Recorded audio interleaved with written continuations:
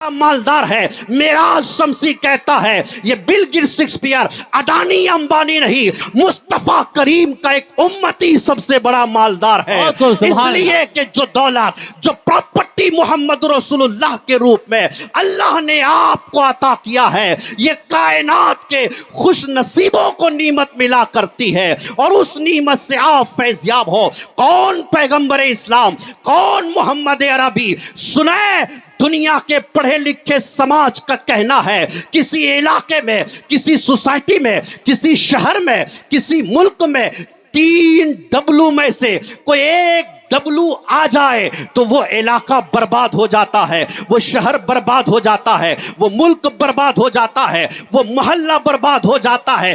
3 W میں سے کوئی ایک ڈبلو کسی علاقے میں، کسی فیملی میں، کسی محلے میں، کسی شہر میں آ جائے تو وہ فیملی، وہ محلہ، وہ شہر برباد ہو جاتا ہے۔ آپ کہو گے معراج شمسی وہ 3 ڈبلو کون سا ہے؟ میں کہنا چاہتا ہوں پہلا ڈبلو مینس وائنز، یعنی شراب۔ یہ شراب ایسے خطرناک ہے جس فیملی میں آ جائے، اگر 10 فیملی ممبر ہے اور ایک شرابی بن گیا ہے تو باقی پورے 9 کی زندگی تباہ و برباد ہو جاتی ہے، وہ رونے پر مجبور ہو جاتے ہیں۔ اس کے گھر کی ماں بہن بیٹیاں دوسروں کے گھر پہ جا کر برتن مانجنے پہ مجبور ہو جاتے ہیں۔ میری قوم کے نوجوانوں، آپ شراب کے نشے میں جھومنے اور گرنے کے لیے نہیں آئے ہو، آپ مصطفیٰ کی محبت میں جھومنے کے لیے پیدا کیے گئے ہو، نبی کے پیار میں جھومنے کے لیے پیدا کیے گئے ہو۔ شراب یہ ایسی خطرناک چیز ہے، ہندوستان کا سروے رپورٹ بتاتا ہے کہ آج بھی ملک ہندوستان کے اندر 9 کروڑ سے زیادہ شرابی ایسے پائے جاتے ہیں جو دن رات شراب کے نشے میں مست رہتے ہیں، اور ان شرابیوں میں سب سے زیادہ تعداد اور میجورٹی ان کلمہ پڑھنے والوں کی پائی جاتی ہے، ان مسلمانوں کی پائی جاتی ہے۔ میری قوم کے وہ بچے 15-16 سال ایج کے بچے آج ڈرگس کے نشے میں مبتلا ہے، شراب کے نشے میں مبتلا ہے، ہیروئن کے نشے میں مبتلا ہے، اور اس نشے نے اس قوم کا یہ حال کر دیا کہ میری قوم کے بچے اس نشے میں بے ہوش ہے، اور ان کی قوم کی عزتیں لوٹی جا رہی ہے، ان کی دکانیں جلائی جا رہی ہے، ان کا مکان ڈھایا جا رہا ہے، ان کے سینے گولیوں کے نشانے بنائے جا رہے ہیں۔ میں آپ کو اللہ رسول کا واسطہ دیتا ہوں، خداوند قدوس نے جھومنے کے لیے مصطفیٰ کی محبت ہمیں وہ جام عطا کیا ہے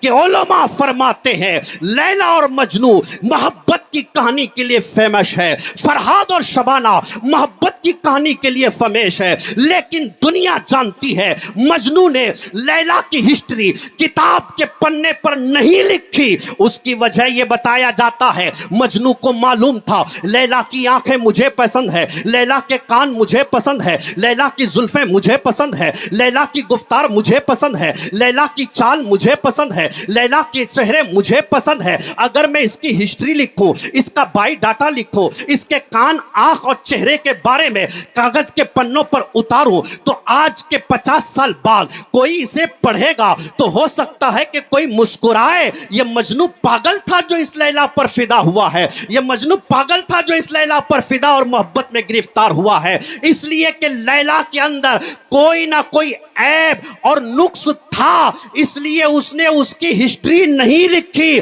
لیکن دوسری طرف آپ کو جس سے محبت کرنے کے لیے دنیا میں بھیجا گیا ہے اس کا حال یہ ہے، ابو بکر صدیق کو دیکھ لیجئے، عمر فاروق کو دیکھ لیجئے، عثمان غنی کو دیکھ لیجئے، نبی کے کم و بیش 1,24,000 صحابہ کو دیکھ لیجئے، نبی کے صحابہ نے میرے نبی کے کان کیسے تھے وہ بھی لکھ دیا، نبی کی آنکھیں کیسی تھی وہ بھی لکھ دیا، نبی کی زبان کیسی تھی وہ بھی لکھ دیا، نبی کی پیشانی کیسی تھی وہ بھی لکھ دیا، نبی کے ہاتھ کیسے تھے وہ بھی لکھ دیا، نبی کی انگلیاں کیسی تھی وہ بھی لکھ دیا، نبی چلتے کیسے تھے وہ بھی لکھا ہے، نبی بولتے کیسے تھے وہ بھی لکھا ہے، نبی کھاتے کیسے تھے وہ بھی لکھا ہے، نبی پیتے کیسے تھے وہ بھی لکھا ہے۔ میں پوچھنا چاہتا ہوں میرے نبی کے صحابیوں، تم نے اپنے محبوب کو کاغذ کے پنوں پر اتارا، تمہیں ڈر نہیں تھا کہ کہ کوئی پڑھ کے نقص نکالے گا، عیب نکالے گا، تو صحابہ کی طرف سے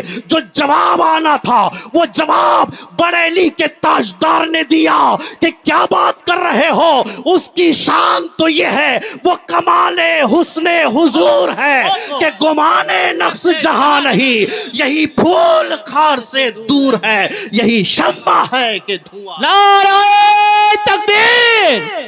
زمانے سے جدا رکھتے ہیں ہم تو محبوب بھی محبوب خدا رکھتے ہیں۔ بہت خوب، بے شک۔ آڈیو گانوں پر جھومنے والوں، توبہ کر لو ان سے سلامی کے سامینے میں۔ آج ہمارے کان کے ایئر بڈز پہ کوئی میوزک گونجے گی تو مصطفیٰ کی نعت گونجے گی، حق ہے، بے شک۔ کوئی آواز کانوں میں آئے گی تو وہ آواز یہ ہوگی، سرور کہوں کہ مالک و مولا کہوں، بے شک، حق ہے۔ کوئی آواز کانوں میں گونجے گی تو یہ ہوگی، ان کی مہک نے دل کے گنچے کھلا دیے ہیں۔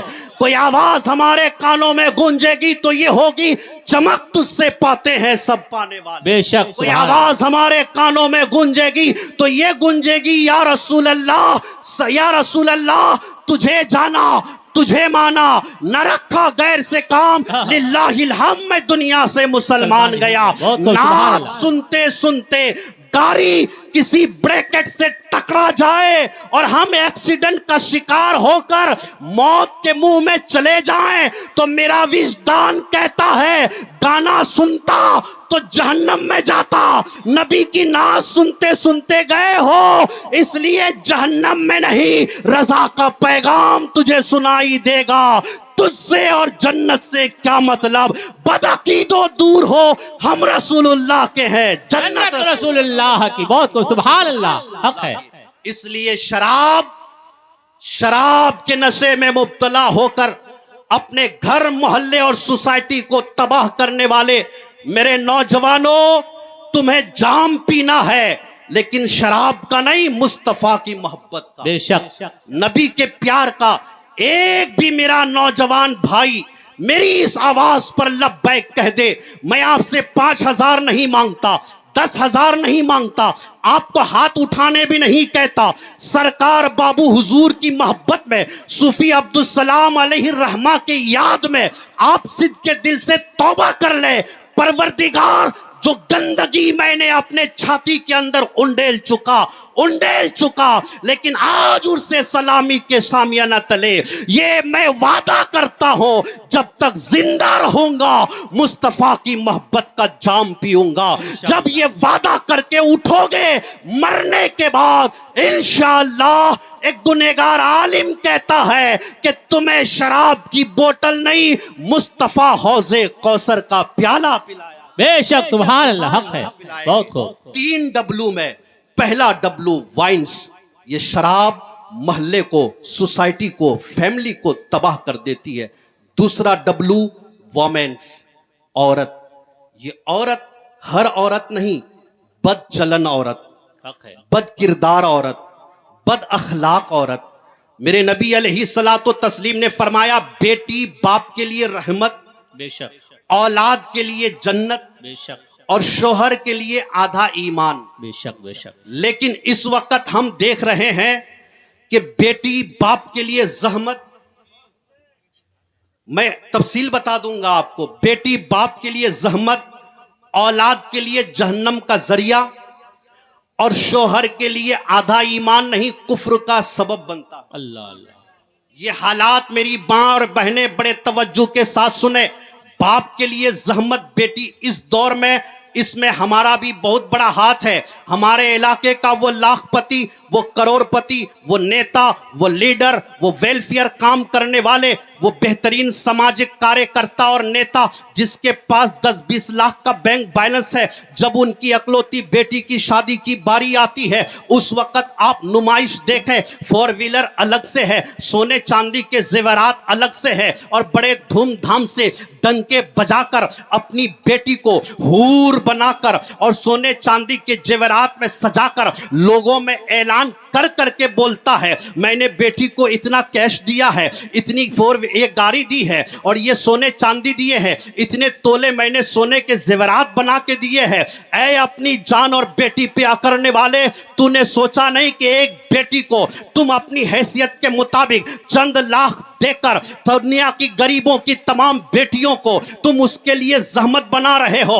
اگر بیٹی کو سونے چاندی اور زیورات میں لدا کر رخصتی کرنا اچھا طریقہ ہوتا تو اس پوری کائنات میں، اس پورے سنسار میں میرے نبی سے زیادہ مالدار کوئی نہیں ہے، اور فاطمہ سے زیادہ امیر کی بیٹی کسی کی بیٹی نہیں ہے. اگر میرے نبی ہاتھیں اٹھا کر دعا کر دیتے تو جہیز کے سامان جنت سے آ جایا کرتے، مگر مصطفیٰ جان رحمت نے کھجور کے چھالے اور مٹیوں کے پیالے اور برتن دے کر ایک سادہ رنگ رخصتی کر کے اپنے کلمہ پڑھنے والوں کو یہ پیغام دے دیا کہ سنو، میں صرف اپنی بیٹی کی شادی سادگی سے اس لیے کر رہا ہوں تاکہ میری امت کے کسی غریب بیٹی کا دل نہ دکھنے پائے. یہ جو آج سرکار بابو حضور ہر جلسے میں جہیز کی لعنت پر بولتے ہیں اور ہم ٹوپیاں پہن کر ان کے سامنے بڑے صوفی بنا کرتے ہیں، اور پھر دوسری طرف بیٹی والوں پر ہم بڑے ٹارچر کرتے ہیں. او جہیز مانگنے والوں، او دان کا ڈیمانڈ کرنے والوں، تم پیسے والے ہو سکتے ہو، تم پیسے والے، مالدار، دولت مند دنیا کی نظر میں ہو سکتے ہو، لیکن اللہ کی نظر میں تم سے بڑا بھکاری کوئی نہیں ہے، تم سے بڑا فٹیچر کوئی نہیں ہے. ایک باپ جب اپنا کلیجے کا ٹکڑا تمہارے حوالے کر دے رہا ہے تو اس سے بڑی نعمت کیا ہو سکتی ہے؟ اس لیے مسلمانوں، اپنی بیٹیوں کو اگر غیر مسلم اس وقت جو فتنہ ارتداد چل رہا ہے اس سے بچانا ہے تو جہیز کے لعنت کو ختم کرنا ہے. اللہ نے توفیق دی ہے، پیسہ ہے، اپنے بیٹی کے شادی کے منڈپ پر 4 غریب بیٹیوں کو اور لا کر بیٹھا دو اور اعلان کر دو جس شان سے میرا داماد آئے گا اسی شان سے ان 4 غریبوں کا داماد بھی آئے. بے شک بے شک، حق ہے حق ہے، بھی بے آئے شک، گا. سبحان اللہ. ایم پی میں ایک غیر مسلم کروڑپتی آدمی ہے، اس نے اپنے داماد کو آفر کیا تمہیں جہیز میں کیا چاہیے؟ بیٹی نے کہا ابا جان داماد سے مت پوچھئے، یہ پراپرٹی بیٹی کی ہوتی ہے، مجھ سے پوچھئے کہ جہیز میں کیا چاہیے. کیا بات. باپ نے کہا بیٹی کیا چاہیے؟ کہا 200 گھر چاہیے. کتنا؟ 200 گھر چاہیے. اسلامک محفل میں ایک غیر مسلم کی بات کہنے پر اس لیے مجبور ہوں کہ اس نے کام ہی ایسا کیا. حق ہے. کہ 200 گھر چاہیے. باپ نے بیٹی کی شادی کے خوشی میں 200 گھر بنائے. کہا بیٹی کیا کرو گی؟ کہا ابا جان 200 ایسے لوگ ڈھونڈ کے لائیے جن کے گھر پہ چھت نہیں. کیا بات ہے. چھت نہیں ہے. باپ نے اعلان کیا، پیپر آؤٹ کیا، 200 بے گھر لوگ آئے. بیٹی نے کہا ابا جان ان کے نام پہ ایک ایک گھر رجسٹریشن کر کے. کیا بات ہے. رجسٹریٹ کیا گیا. بیٹی نے کہا اب میں اتنا خوش ہوں جتنا ارب روپے ملنے سے بھی خوش نہیں بے ہوتا. شک. ابا جان آپ مجھے 1 لاکھ دیتے، 10 لاکھ دیتے، 20 لاکھ دیتے، 50 لاکھ دیتے تو صرف اسی وقت وہ پیسہ کام میں آتا.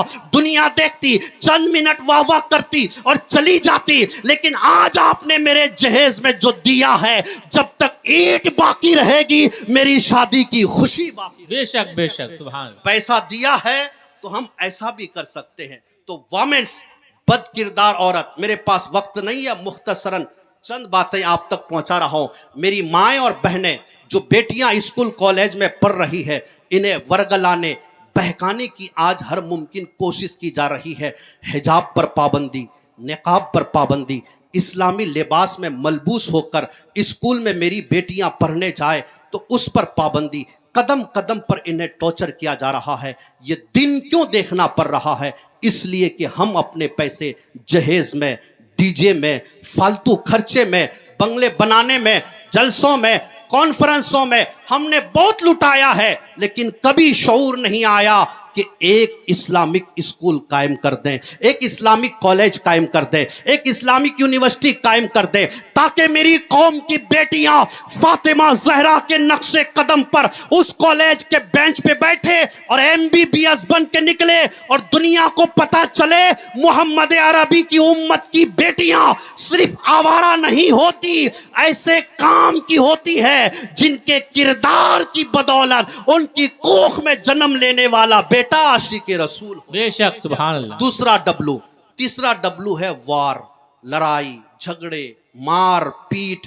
یہ تینوں ڈبلو آج ہمارے علاقے میں، گھر میں، سماج میں، فیملی میں بڑے شوق سے پائے جا رہے ہیں، اس لیے ہم تباہی کے شکار ہیں۔ آپ وعدہ کیجئے ان تینوں ڈبلو، وومنس، وائن، وار، عورت، جھگڑے اور شراب، ان تین چیزوں سے اپنے سماج کو مکتی دلائیے، اس پیغمبر اسلام کی کردار کو اپنائیے جس کی شان یہ ہے حاتم طائی کی بیٹی قیدی بن کر مکے میں لائی گئی۔ عدی بن حاتم جب اس کی بہن واپس اپنے ملک میں آئی تو بھائی نے کہا بہن تمہیں مسلمانوں نے قید کیا تھا، مجھے ڈر ہے کہ کہیں تمہاری عزت نہ چلی گئی ہو، کہیں تم میں ظلم و ستم کے شکار نہ کیے گئے ہو، کہیں تمہیں تکلیفوں کا نشانہ نہ بنائے گئے ہو۔ بڑے شوق سے دیکھیں اپنی قوم کی ماں بہن بیٹیوں پر تاک جھاک کرنے والے نوجوانوں، ہمارے پیغمبر کا کردار کیسا تھا، گفتار کیسی تھی، اخلاق کیسا تھا۔ عدی بن حاتم نے اپنی بہن سے کہا بہن تمہیں پیغمبر اسلام نے قید کیا تھا، مجھے ڈر ہے کہ انہوں نے تمہیں ستایا ہوگا، تم پر ظلم کیا ہوگا، تمہیں بھوکی پیاسی رکھا ہوگا، تمہاری عزتیں ختم ہو گئی ہوں گی۔ بہن نے کہا بھائی جان یہ مجھ سے مت پوچھو کہ میرے ساتھ کیا کیا گیا ہے، اگر وقت ہے تو میرے ساتھ چلو کہ وہ پیغمبر اسلام کیسے ہے، محمد رسول اللہ کیسے ہے۔ بھائی نے کہا بہن کیسی بات کر رہے ہو؟ بہن نے کہا بھائی اگر بھائی نہ ہو تو پیغمبر اسلام بھائی بن کر ہمیں عزت دیتے ہوئے نظر آئے، باپ نہیں تھا باپ بن کر محبت دیتے ہوئے نظر آئے۔ ہم قیدی تھے لیکن سلوک قیدیوں جیسا نہیں کیے جا رہے تھے، آزادی ایسی زندگی پر قربان ہو جائے۔ ہم نے ان کا چہرہ دیکھا، ان کا اخلاق دیکھا، ان کی گفتار دیکھا، ان کی رفتار دیکھا۔ حاتم طائی کی بیٹی کہتی ہے کہ آج میں ببانگے دوہل کہہ سکتی ہوں کہ پیغمبر اسلام جیسا مہان انسان نہ میں نے کبھی دیکھا ہے نہ کبھی سنا ہے۔ یہی میرے امام نے کہا یا رسول اللہ تیرے خلق کو حق نے عظیم کہا، تیری خلق کو حق نے جمیل کہا، کوئی تجھ سا ہوا ہے نہ ہوگا شاہ، تیرے خالق کے حسن و ادا کی قسم۔ یہ شان میرے پیغمبر کی ہے، ہمیں اور آپ کو چاہیے اس نبی کی زندگی کو ہم اپنائیں۔ جو باتیں تھی میں نے آپ تک پہنچائی، اللہ رب العزت کہی گئی چند باتوں پر مجھے اور آپ کو عمل کرنے کی توفیق عطا فرمائے۔ اقول ھذا قولی استغفر اللہ ربی من کل ذنب۔ بہت خوب، سبحان اللہ سبحان اللہ۔ شان و شوکت خرید سکتا ہوں، خیر و برکت خرید سکتا ہوں، شان و شوکت خرید سکتا ہوں، خیر و برکت خرید سکتا ہوں، لکھ کر